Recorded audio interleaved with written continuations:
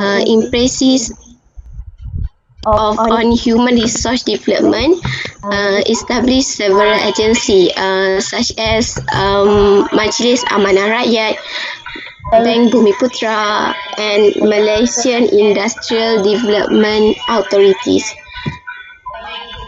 Rancangan Malaysia kedua overcome and improve socio-economic imbalance between race and introduce the new economic policy and establishment of Petroleum Nasional Berhad ataupun Petronas.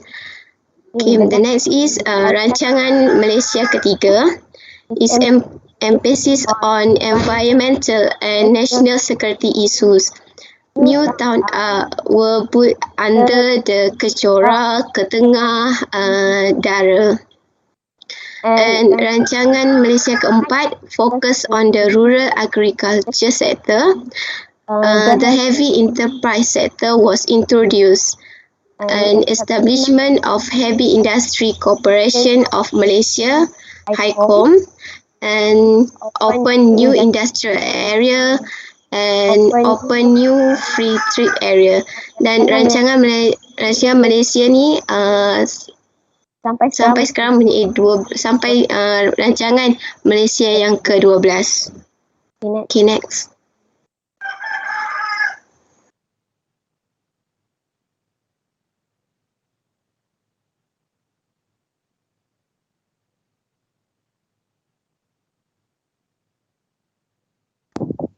Hello.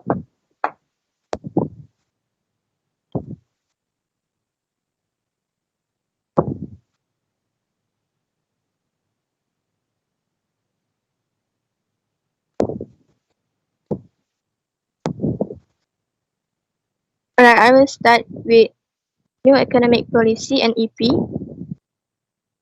New Economic Policy was focusing on eradication of poverty regardless of ethnicity and elimination ethnic identification by function economic. The objective of National Economic Policy for Malaysia are to ensure that the poor are not left out of the fruit of economic growth, and the opportunities are created on a sufficient scale to enable the poor to benefit from increase in the quantity and quality of employment. These objectives are to be attained through rapid economic growth. So the next slide.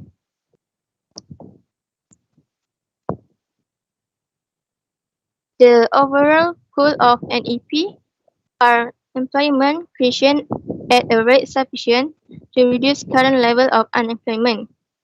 Second, expansion of the incomes and productivity of all those engaged in low productivity rural and urban occupation. Third, enlargement of opportunities for those engaged in low productivity occupation to move to more productive endeavors. Fourth, reduction of existing inequalities in the distribution of income between. Next.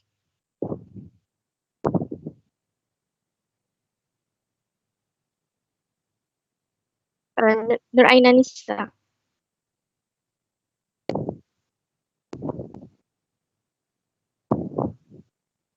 Next, modernization of rural life and improvement of living condition among the urban poor. 6. Creation of a commercial and industrial community among the Malays and other indigenous people. 7. Restructuring of sectoral and occupational employment pattern in the various sectors of the economy. 8. Expansion of education and training facilities. Next.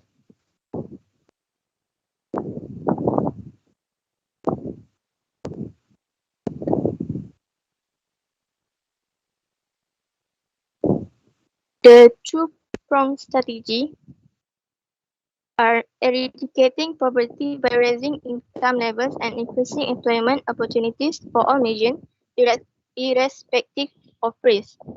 Second, accelerating the process of restructuring Malaysian society to correct economic imbalance to reduce and eventually eliminate the identification of race with economic function. Next.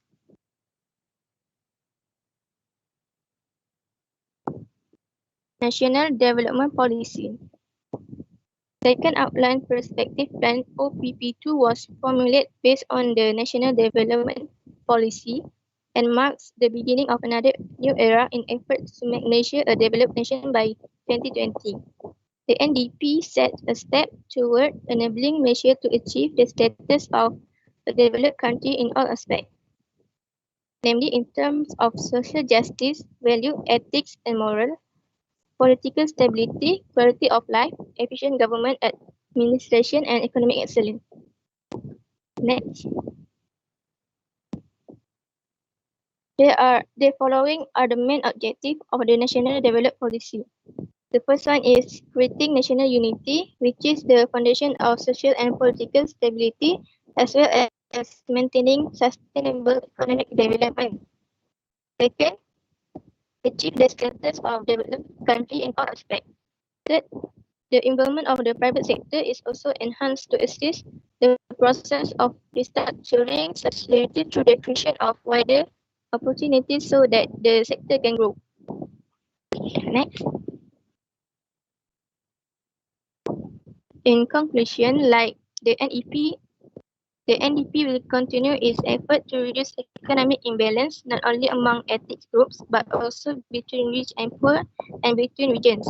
This economic imbalance can be reduced based on principle of balance, development and equitable distribution to achieve social justice and strengthen national unity. Next slide. National Vision Policy. The OPP3 has been formulated based on a policy that will be called the National Vision Policy. The NVP, with national unity as its overriding objective, is aimed at establishing a progressive and prosperous bangsa Malaysia which live in harmony and engage in full and fair partnership. Economic growth will be promoted alongside effort aimed at poverty eradication and restructuring of society.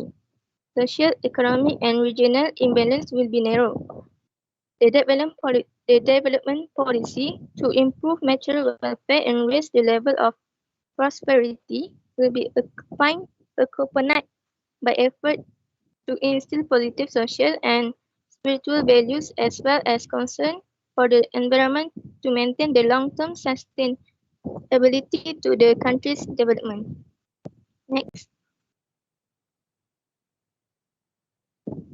So the main task or objective of the National Vision Policy is to build a resilient nation. Second, creating a just society through the eradication of poverty and the reduction of imbalance among the within ethnic group and region. Third, sustaining high economic growth by strengthening the source of growth of financial and corporate institutions as well as macroeconomic management. Next.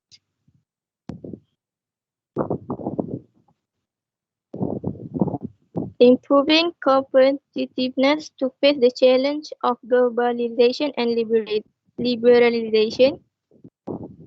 Next, develop a knowledge-based economy as a strategic measure to increase value in all sectors of the economics and optimize the thinking power of nation. Strengthen human resource development to produce a capable, productive and knowledgeable workforce. And lastly, pursue sustainable environment development to sustain long-term growth. Next. And the last policy is State Transformation Policy, SDP. SDP maintaining focus center on the people through the new economic model, NEM. This model sets the goal of becoming an economic exclusive, high income as well sustainable. This transformation agenda support by the program economic transformation focus on 12 economic fields essential for growth country continuously. Government transformation program also give emphasis to the field that become the people prioritize. Government has also introduced my NDS to strengthen development implementation. Next. So the goal of the NEM, new economic model, are to achieve high income. Second is inclusiveness, and third is sustainability. Okay, next. There are two strategies of NEM. The first one is government transformation program by nation key result areas. Second is economic transformation program by national economic result areas. Next. The 1985 recession. 1980 is a critical turning point for the global economy. The economic crisis of 1985-1986 was triggered by high interest rates in the USA, commonly known as the Volcker shock. Paul Volcker is the newly appointed chairman of the Federal Reserve. In order to curb rising price, he set a record interest rate, which is lead to a collapse in a world commodity trade. As an exporting country, Malaysia has been affected by declining commodity prices and declining demand for manufacturing goods. The commodity price in the early 1980s was inactivated by the result of the second oil crisis that lasted from the late 1970s. The abrupt drop in commodity price and the surge in the domestic and external debt, as well as government budget deficit, create short-run imbalance and strains in the conduct of fiscal and monetary policy in the country. In 1983 and 1984, Malaysian economy started to show signs of recovery. The GDP growth rates for these 2 years were above 5% in average. Behind the illusion of strong growth, however, the economy plunged into its first recession with negative growth for the first time since independence. The GDP growth rate was negative 1% in 1985. Between 1984 and 1986, Malaysia's overall export price index declined by 30%, reflecting a sharp decline in tin and palm oil prices. The terms of trade deteriorated by almost 20% between these 2 years and remain virtually at that level for the next 2 years. Next.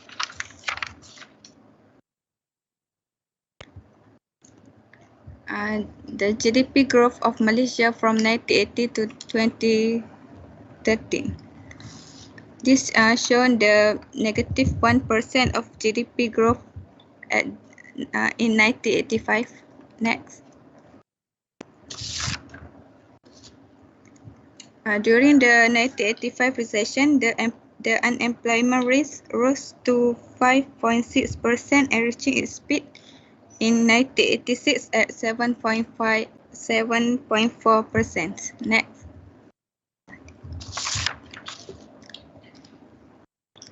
The industrialization in Malaysia. Next.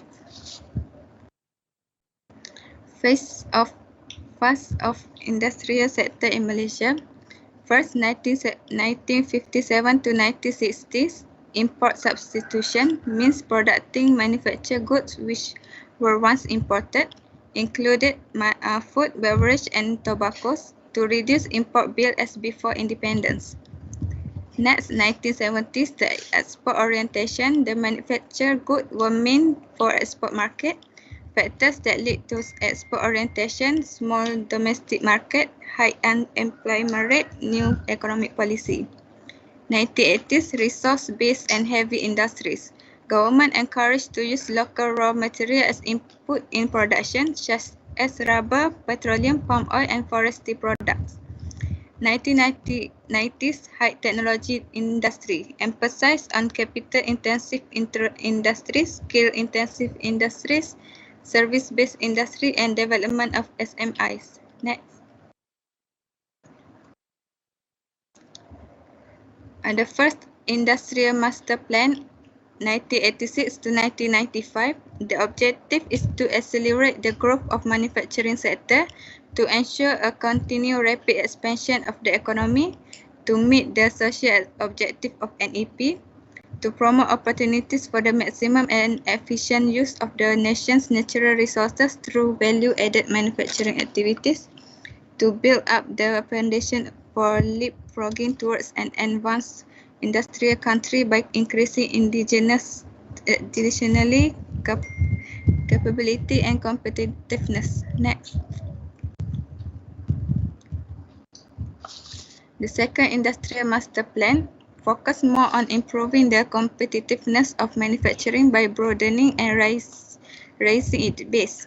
Strategies is to manufacturing plus strategies expand along the value chain, cluster-based industrial development through integration of key industries, suppliers, supporting industries, critical supporting business service, requires set infrastructure and institutions. Next. Third Industrial Master Plan objective is to achieve long-term global competitiveness through transformation and innovation of the manufacturing and service sectors, emphasize global competitiveness and inter-cluster linkage, strategic thrust strengthening Malaysia's position as a major global trading nation, generating investment in target growth areas, ensuring industry growth contribute to equitable distribution and balanced regional development, and sustaining manufacturing sector's significant contribution to economic growth. Next. It's a Malaysia Index of Industrial Production in April 2018. In April 2018, 4.6% production has been increased. It consists of 5.3% increase in manufacturing, 1.8% increase in mining, and 5.8% increase in electricity.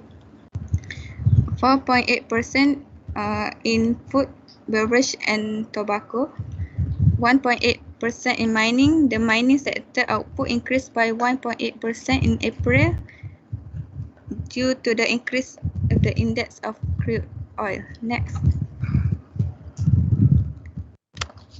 Export of manufactured products. During the period, the average annual growth of manufactured goods export was 11.2%, similar to the average annual growth of total export. Most of the export comprise resource-based products, accounting for 82.4% of the total export of manufactured goods in 2005. Within the non-resource-based industry, electrical and electronic products were the main contributor, accounting for 64.1% of total products of total export of manufactured goods. Exports of resource-based products contribute 15.3% of the total export of manufactured goods. Main export items were chemical and chemical products and woods products. Next.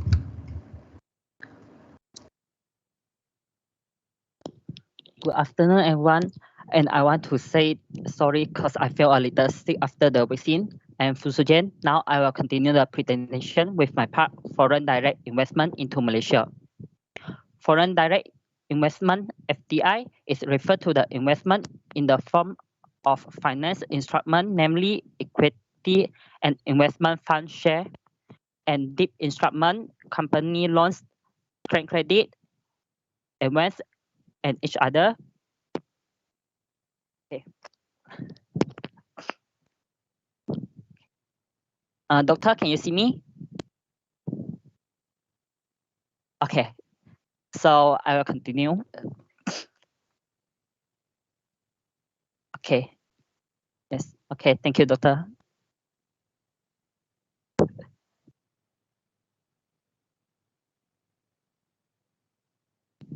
Where I stop here.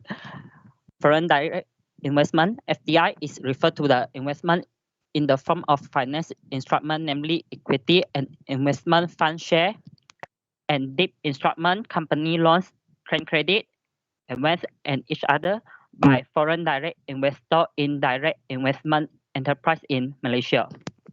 About scope and coverage, we will use the flows. FDI flows is referred to the acquisition and disposal of finance asset and liabilities during a reference period. It, it comprises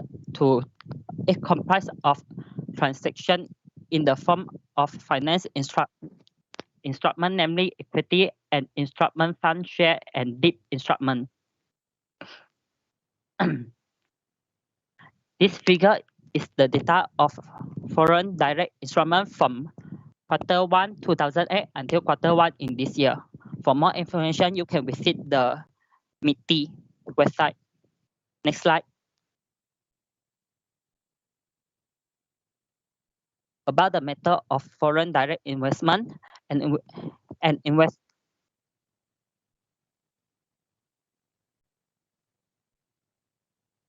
Okay, yes, thank you, Doctor.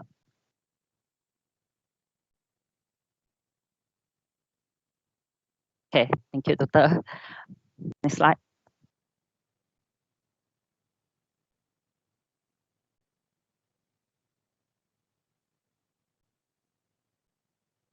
Okay, here I have some strong point about the why the foreigners need to consider when investing locally, such as high cost competitive with attractive investment incentive, development infrastructure, a strategic position linked to the country's proximity to the main Asian market, important natural resource, strong dynamics of the service sector, and high domestic consumption fueled by high per capita income and low unemployment.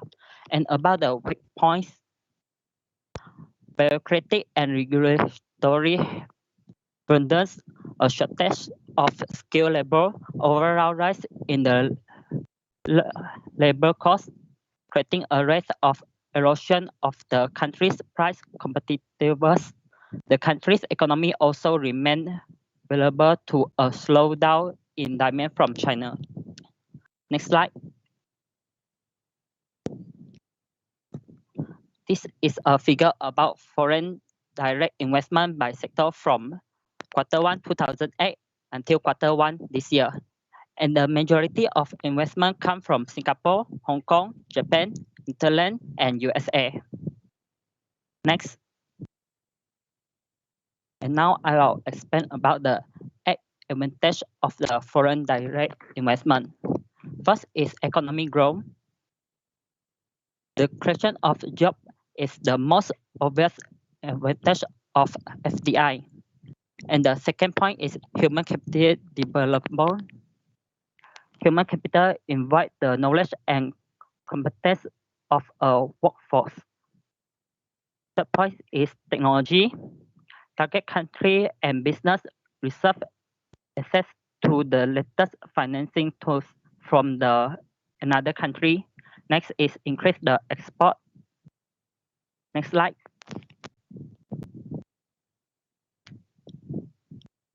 Next point is exchange rate will be stability.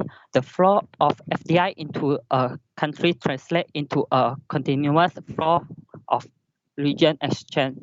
Next point is improve capital flow. Inflow of capital is particularly benefits for countries with limited domestic resource.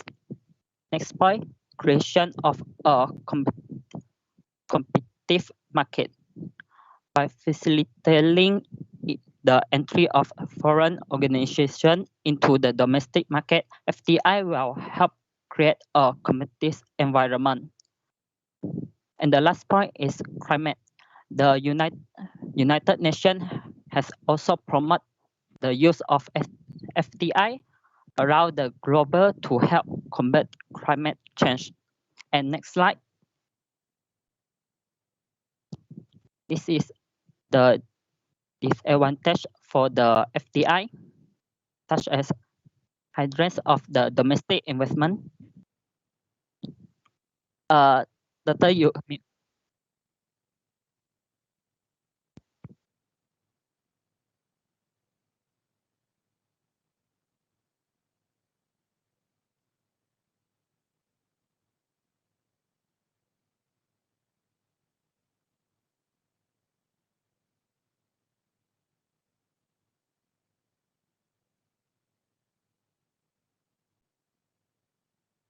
Okay, doctor.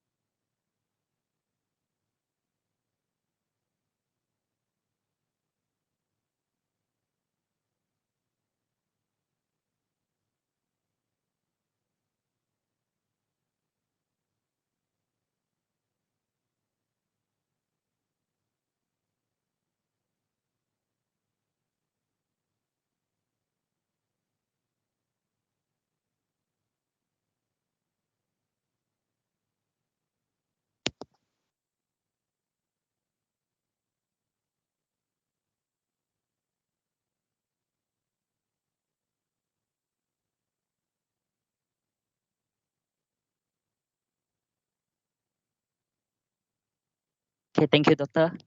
Next slide.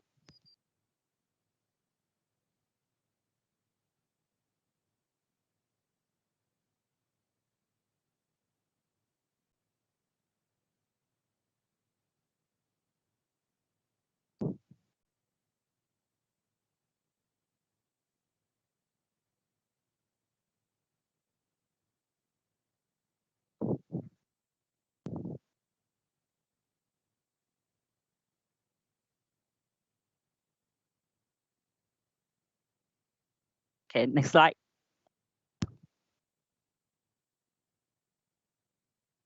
Okay, here is the data for foreign direct investment by net balance of payment current US dollar in Malaysia from 1970 to 2019 and from 1974 to 2020. This data can be get it from the website World Bank data. Next slide.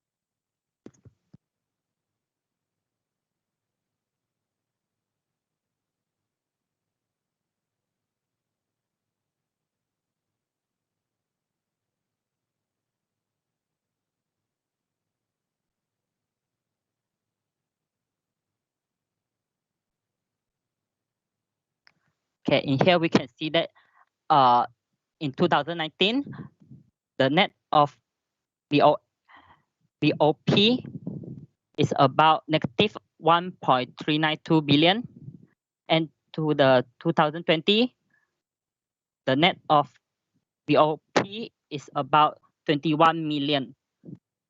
It has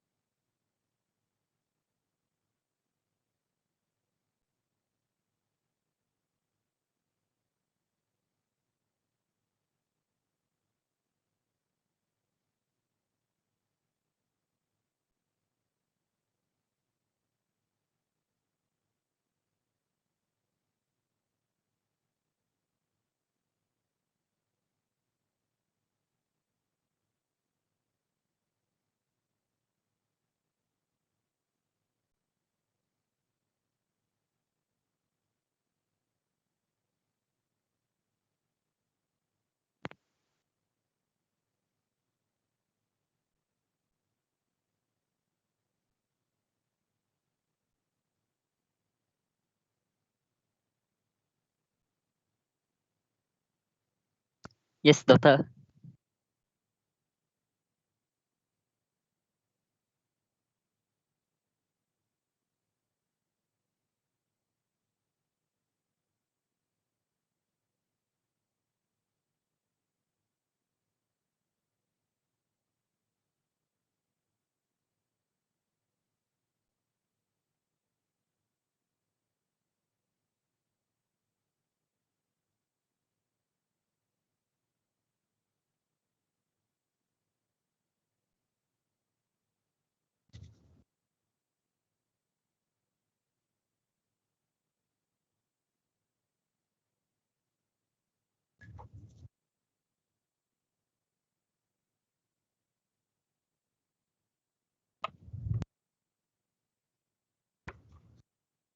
Okay, thank you, doctor. Uh, okay, this is sorry. Okay, this is the data for the net fraud percentage of GDP from 2019 until 2000. From 1970 until 2019, and we can saw that the data is unstable data, like up and down. It stems with the net outflows. Okay, next slide. Allah.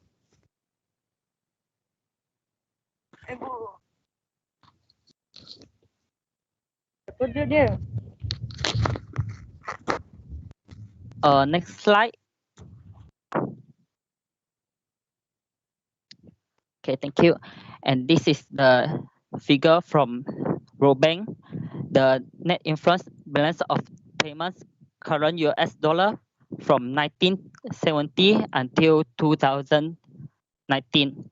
The figure show that it start from increase from 1970, and it has some discrete about 1998, and it becomes unstable data until now, about 2019. Okay, next slide.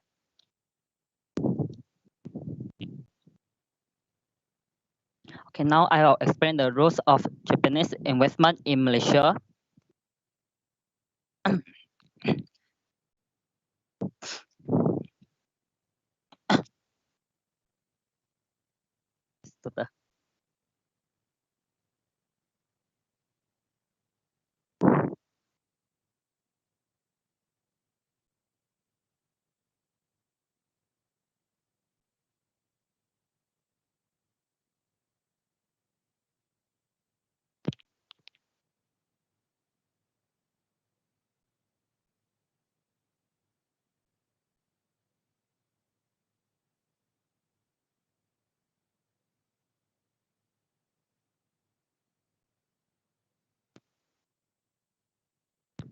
So I just touched this. Before 1916, there were only 15 Japanese firms in Malaysia. In August 1955, when Japanese surrendered, there were about 187 Japanese companies in the Malaya, as the third largest in Southeast Asia after the Dutch as India and Thailand. Next slide. In 1964,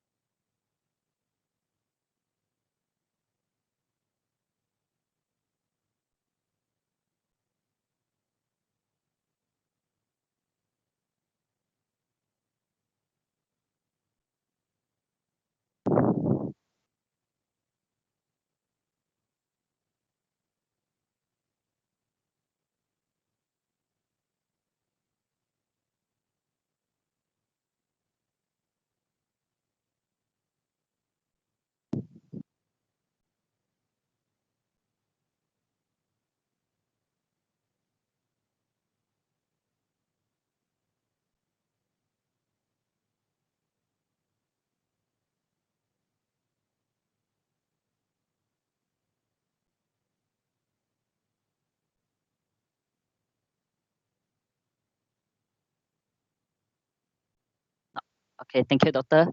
Okay, in 1964, we have Oriental Iron Smithing Company in Klang, and this company with a pay-up capital of 5 million ringgit. And in 1 October 1965, we have another company with 1 million was official open. This is Pioneer Blanket Industry Company. In 1968, we have Citrus Polymer Sdn Berhad, and it's the total investment of each company is about 78.9 million. Next slide. And by 1969, the largest Japanese investment in Malaysia is the Mammoth Copper Mine. And on 20 November 1969, Amalgamated Industrial Steel Berhad was established in Shah Alam, and its pay-up capital is about 60 million. And in 2020, the net inflows of region direct investment from Japan to Malaysia amounted to approximately about 2.2 billion ringgit. And this about for me. Now I will pass to Muni. Thank you.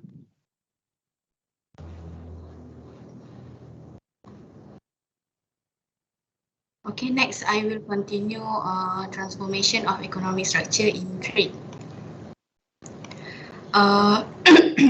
The change in the compositions, next slide, of the country gross export in table 6.5 reflect the shift from reliance on export of agriculture and mining product during the period 1960 until 1975 to concentration.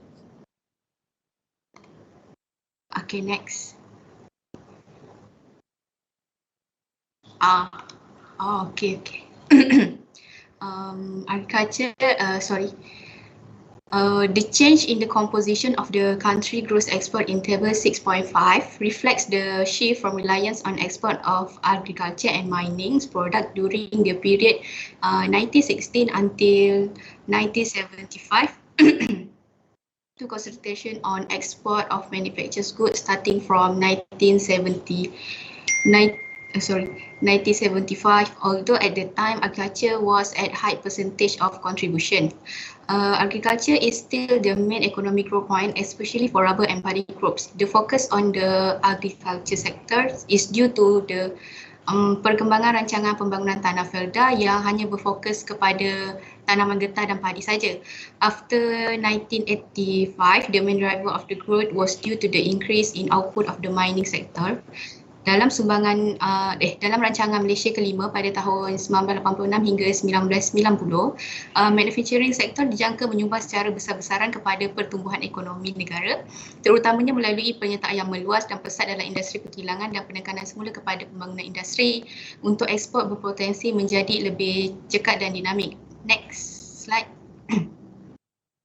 Okey, untuk import pada tahun 1980 hingga 1995 kita boleh lihat kebanyakan yang paling tinggi ialah barang perantaraan yang hampir 50% diimport.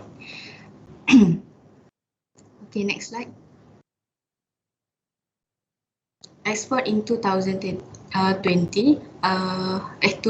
the strong improvement is due to recovery in exports price and subsequent increase to the total export due to demand sustainable world on manufacturers export, especially for electronic and electrical goods. Sebaliknya, penerimaan daripada ekspor agriculture menurun disebabkan penurunan ekspor kelapa sawit. Next. Import in 2000, gross import grew strongly by 25.7%. That improvement were recorded in all category. Import barangan perantaraan meningkat kepada 25.6%, terutamanya untuk alat ganti serta aksesori barangan modal disebabkan barangan ini merupakan sebagai barangan utama yang dikeluarkan untuk pengeluaran barang perkilangan. Next.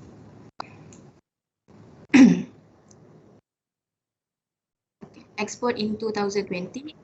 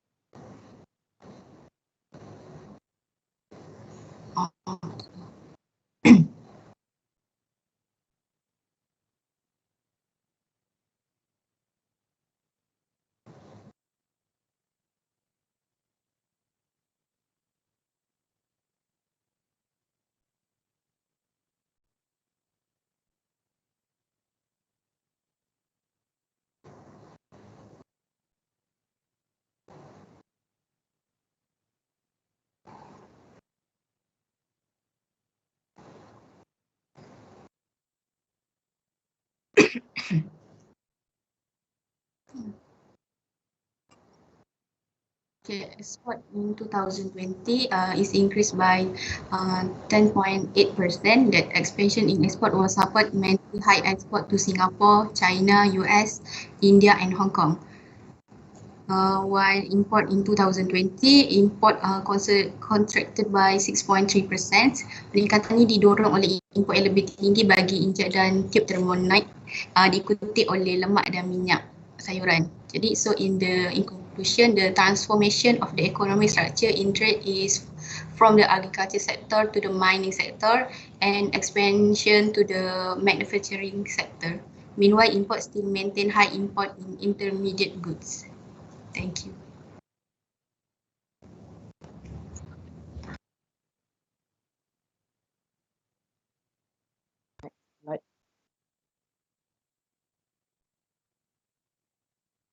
Thank you. My name is Wahimi bin Ismail.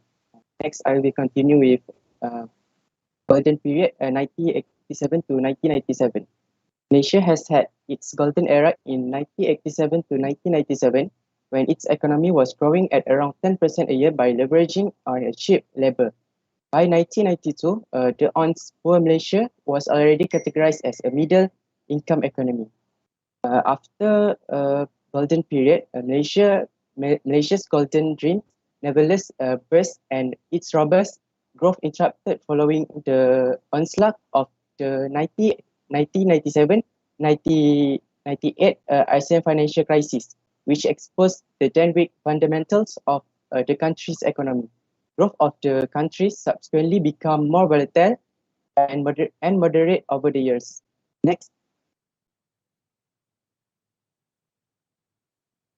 In retrospect, Malaysia started out with somewhat similar level of gross domestic product GDP per capita as Japan, South Korea, and Singapore in 1970s. But the three countries have since gone on to become high-income economies, while Malaysia continues to lag over the years after Asia financial crisis 1997, 1998, and political crisis 1998. According to the Asia Foundation, TAF, one of the cause points is that Malaysia's rapid economic progress, especially pre-1997, had not been accompanied by reform in the country's political system. Next.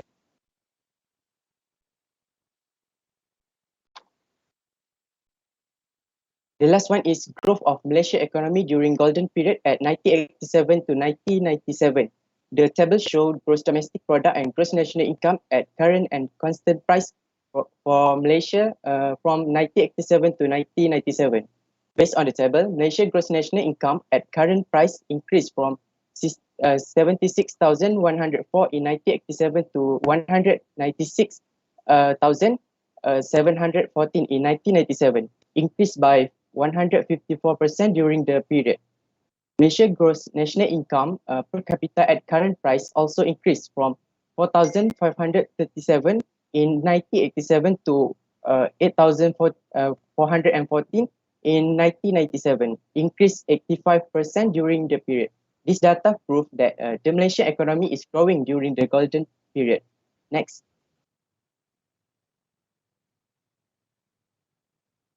However, the Malaysian economy is severely affected after golden period because of the Asia because of the 1997 Asia economic crisis. Malaysia was the only country severely affected by the crisis that declined to adopt in International Monetary Fund (IMF) program. By the good policies and massive government spending was made, Malaysia continued to record a budget deficit in subsequent years. The economy recovery was led by strong export growth, particularly electronic and electrical products. The economy recovery was led by strong export, uh, particularly electronic and electrical product.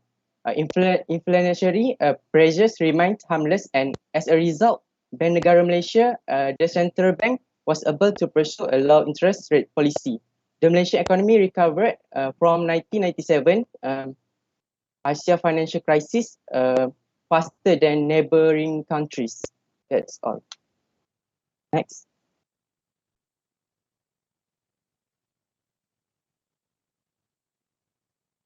So hi doctor, my name is Nur Asliana Saleh. So I will explain briefly about economic reforms after the 1985 recession, Asian financial crisis 1997, 98, and global crisis 2008.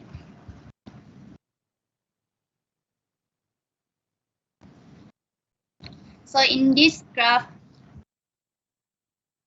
this part showed that Malaysia fell into a recession in 1985 with its GDP negative 1% that year.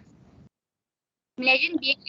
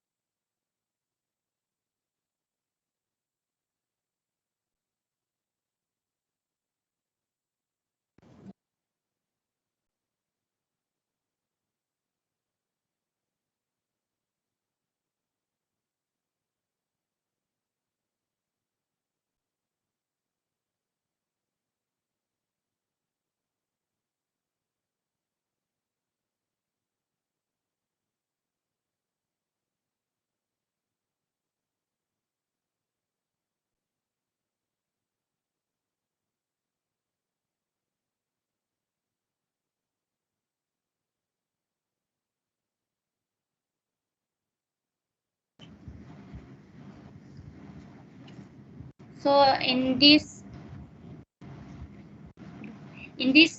part shows that Malaysian in 98, the growth rate was negative 7.4%.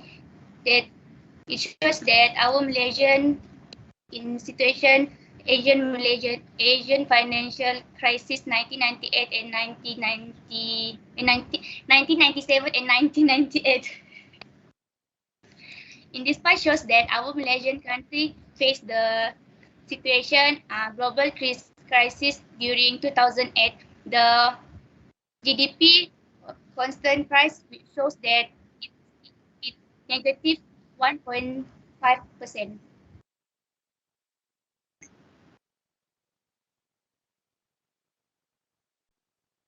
Okay, doctor.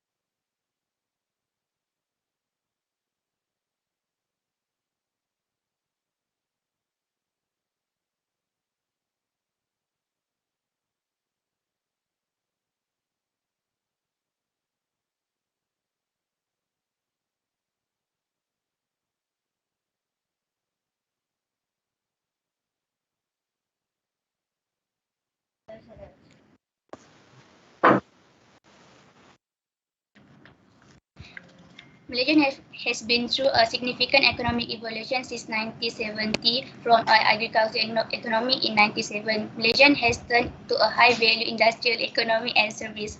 In 1988 and 1989, the manufacturing sector grew than the agriculture sector in terms of value-added contribution to GDP.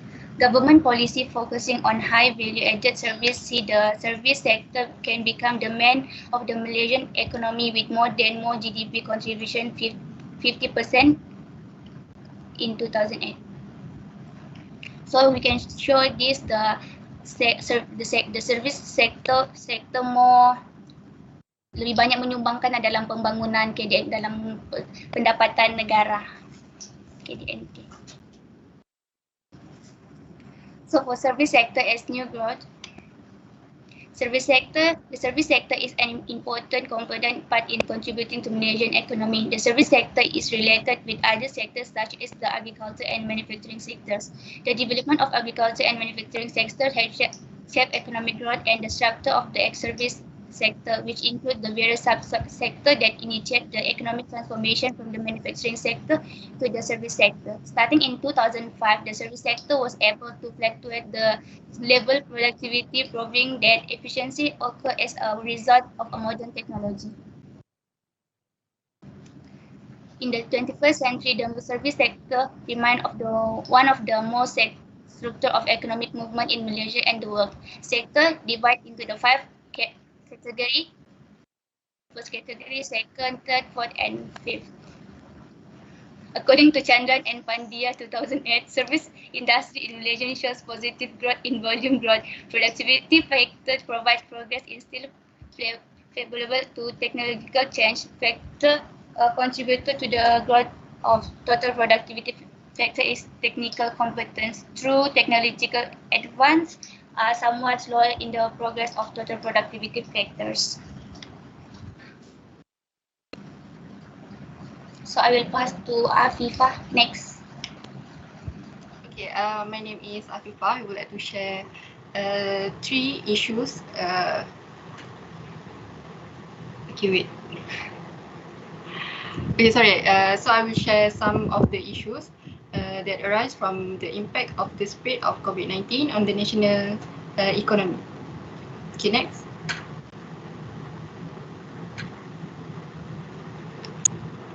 Okay, I share the survey conducted by DOSM involving 4,094 companies and business firms consisting of large, medium, small and also micro companies. Okay, next.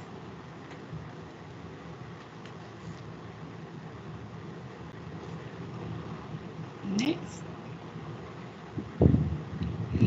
Okay, the survey results found that 53.4% of companies or business firms are able to survive 1 to 2 months only if they provide full-time or half-pay leave to their employees. And there are also businesses that could not survive even a month when the COVID-19 pandemic began to spread in Malaysia. Okay, next. Okay, this actually happens due to several factors such as lack of working capitals, no workers due to quarantine and many more factors. But I would like to highlight here 3 main issues that cause traders or sellers to stop their business, which are the issue of salary payment, no customers and rental payment. All this is actually triggered because Malaysians have to stay quarantined at home. So there are no customers who buy their products or services. Okay, next. Okay, when companies or business firms cannot survive, so they have to lay off some employees or maybe all employees because they can no longer afford to pay their salaries. And to reduce their expenses as a result, the unemployment rate in April 2020, which is 4.9%, was the second highest after 1986 with 7.4%, where there was a recession in Malaysia. Okay, unemployment rate continues to record high even after 15 months until June 2021 with 4.8% unemployment rate. Okay, next. Okay, so when many labor force are unemployed and have no income, then the absolute poverty rate will also increase. As we can see in the chart, the increases in poverty rate in 2020 compared to 2019 involves all states in Malaysia. As a result, many people are unable to meet their basic needs and some become homeless. Okay, next. Okay, the issues I have described earlier as a whole have had an impact on the country's GDP in 2020 compared to 2019, when overall GDP shrank by 6.4%, the biggest contraction since the 1998, when ASEAN final crisis happened. Okay, as we know, any reduction in customer spending will cause a decrease in GDP. Customers spend more or less depending on their disposable income, inflation, tax rate, and the level of household debt. Okay, but unfortunately, the economy in Malaysia can be said to be paralysed in 2020 after almost all sectors have been severely affected since the COVID-19 pandemic hit Malaysia.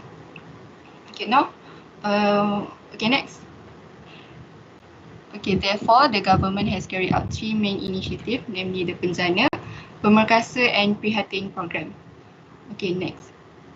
Okay, in conclusion, although Malaysia can expect to move from COVID-19 pandemic into an endemic phase by the end of October, but it is not impossible for us to revive the economy with all government initiatives and cooperation from nations. Lastly, please make sure to follow the SOP set by the government, and let's together help the government to revive the Malaysian economy. Okay, that's all from us. Okay, thank you.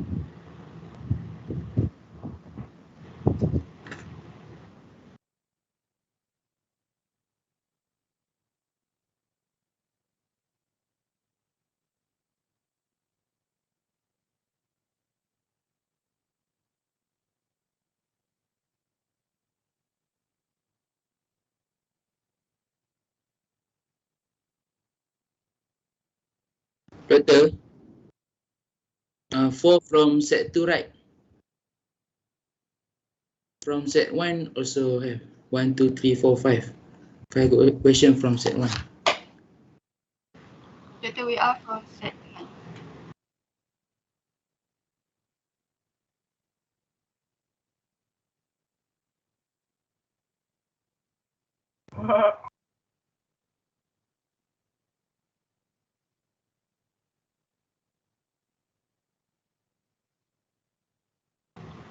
Yes, Doctor. Doctor, I would like to answer question from Izhan. Okay, the question is, in your opinion, do you think economic policies after the independence effective or otherwise? Okay, for me, the policies are effective as we exploit the economy mainly by restructuring society where Malays are no longer running the farm in the village.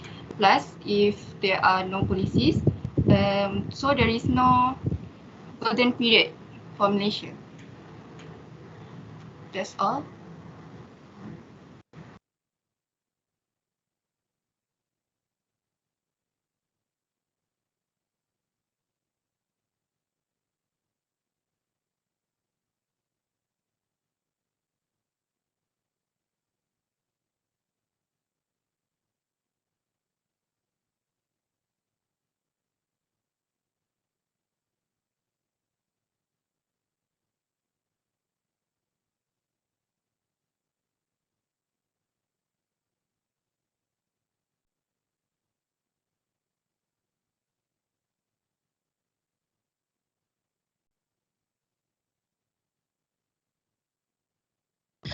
Sure, doctor, but can you give me a minute or 2 minutes?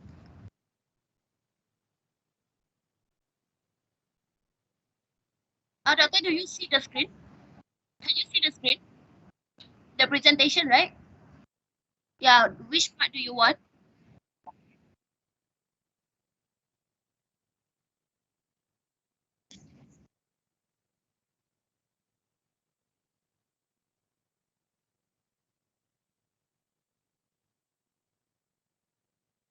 This, right?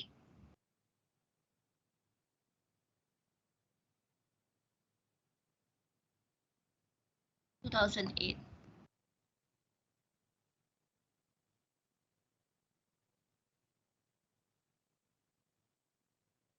In this, right? The then more GDP then.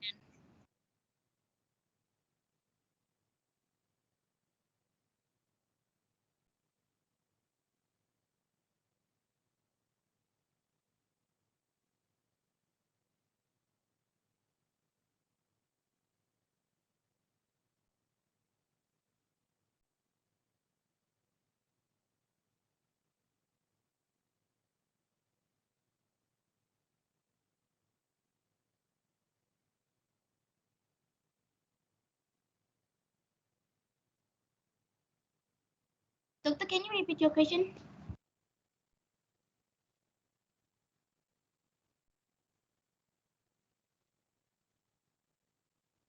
Wait.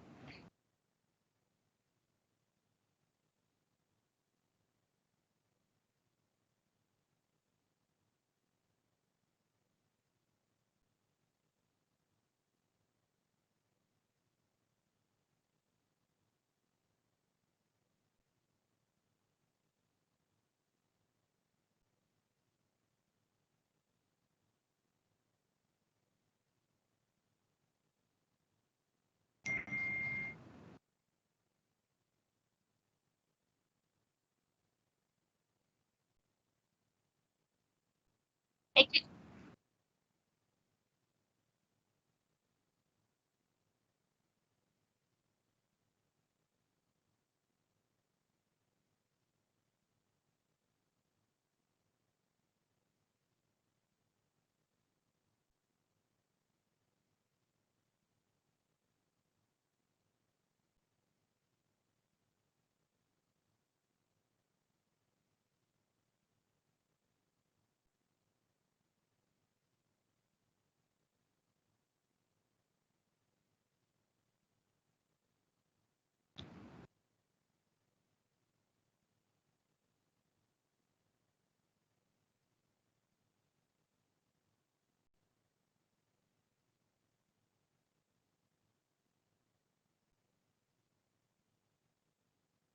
yeah, it had to show the improvement sector by service.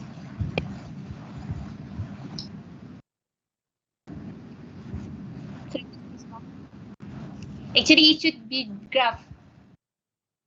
My mistake.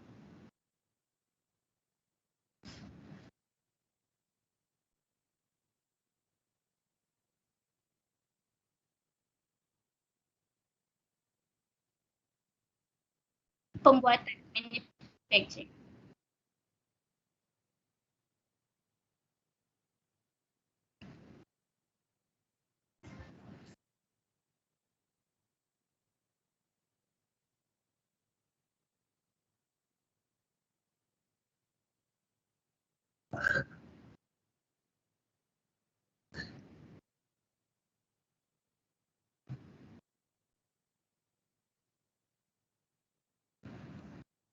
Thank you, doctor. Doctor, after the break, will there be another group presentation? But can it be end by 5 because I have a thing to do with my family after that. Okay, thank you, doctor. Yep. All right. I hope because before it have been exceed the time limit. Okay, thank you, doctor.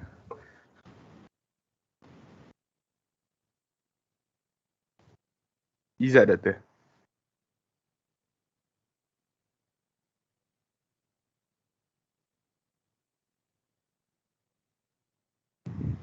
Okay, thank you, Doctor. Thank you so much, Doctor.